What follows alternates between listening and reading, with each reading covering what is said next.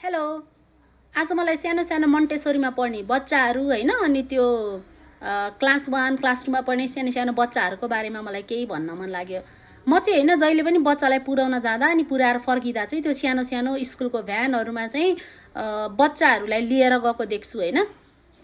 अनि मलाई एउटा कुरा के अचम्म लागेको कुरा भने नि त्यो भ्यानमा बस्ने टिचर हो कि त्यो इन्चार्ज चाहिँ भित्ता भित्तामा बस्ने, अर्को साइडमा बस्ने, अनि त्यो सानो सानो बच्चाहरूलाई चाहिँ ढोकाको छेउमा राख्ने हैन।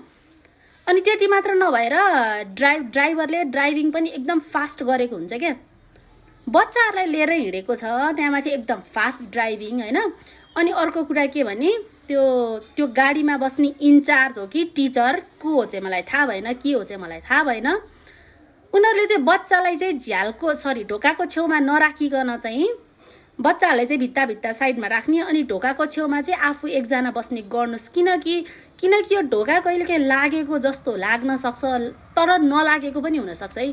कुनै पनि अवस्थामा दुर्घटना हुन सक्ने चान्स धेरै छ। त्यसैले यो विषयमा चाहिँ प्लिज टिचरहरूले अनि यो इन्चार्जहरूले चाहिँ एकदम ध्यान दिनु होला।